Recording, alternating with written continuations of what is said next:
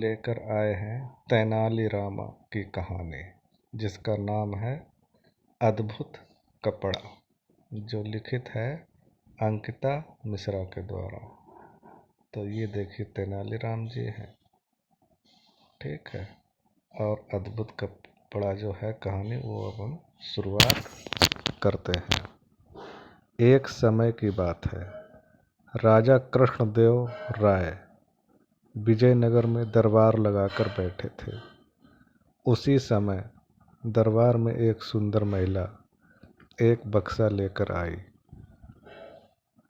उस बक्से में एक मखमली साड़ी थी, जिसे निकालकर वह दरबार में राजा और सभी दरबारियों को दिखाने लगी। साड़ी इतनी सुंदर थी कि जो भी उसे देखता वह हैरान रह जाता। महिला ने राजा से कहा कि वह ऐसी ही सुंदर साड़ी बनाती है।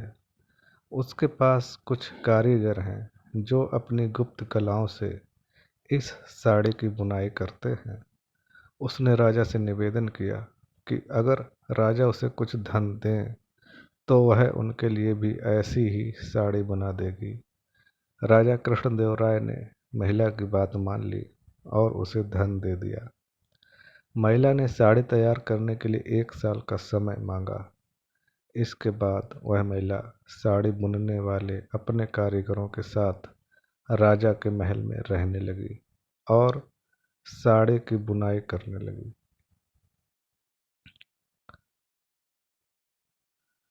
इस दौरान उस महिला व कारीगरों के खाने पीने से लेकर तमाम खर्चे राजमहल ही उठाता था। इसी तरह 1 साल का समय निकल गया। फिर राजा ने अपने मंत्रियों को उस साड़ी को देखने के लिए उस महिला के पास भेजा। जब मंत्री कारीगर के पास गए तो वह देखकर हैरान रह गए।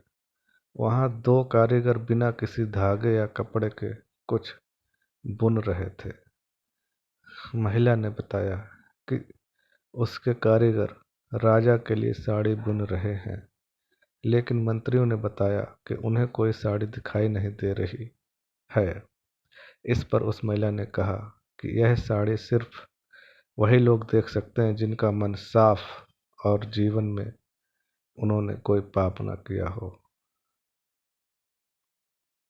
महिला की यह बात सुनकर राजा के मंत्री परेशान हो गए। उन्होंने बहाना बनाते हुए उस महिला से कहा कि उन्होंने वह साड़ी देख ली है और वो वहाँ से चले गए। राजा के पास वापस आकर उन्होंने कहा कि वह साड़ी बहुत ही सुंदर है।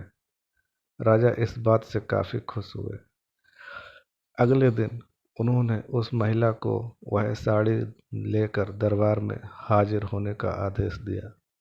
वह महिला एक बक्सा लिए हुए अपने कारीगरों के साथ अगले दिन दरबार में आ गई। उसने दरबार में बक्सा खोला और सबको साड़ी दिखाने लगी। दरबार में बैठे सभी लोग बहुत हैरान थे, क्योंकि राजा समेत किसी भी दरबारी को कोई साड़ी नहीं दिखाई दे रही थी। यह देखकर तेनालीराम ने राजा के कान में कहा कि उस महिला ने झूठ बोला है, वह सभी को बेवकूफ़ बना रही है।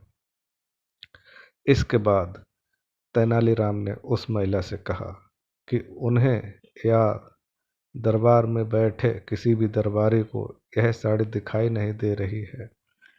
तेनालीराम की यह बात सुनकर महिला ने कहा कि यह साड़ी सिर्फ उसी को दिखाई देगी जिसका मन साफ होगा और उसने कोई पाप न किया हो।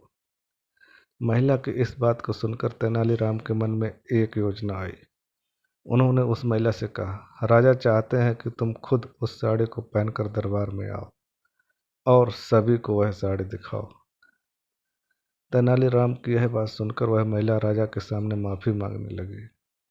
उसने राजा को सब सच सच बता दिया कि उसने कोई साड़ी नहीं बनाई है, वह सबको मूर्ख बना रही थी। महिला की बात सुनकर राजा को बहुत गुस्सा आया। उन्होंने उसे जेल में डालने की सज़ा सुना दी। लेकिन जब उस महिला ने बहुत विनती की तो उन्होंने उसे छोड़ दिया और माफ करके उसे जाने दिया। साथ ही राजा ने तेनालीराम की चतुराई की तारीफ की। कहानी से सीख। अधिक दिनों तक झूठ या धोखा छिपाया नहीं जा सकता। एक न एक दिन सच्चाई सबके सामने आ ही जाती है।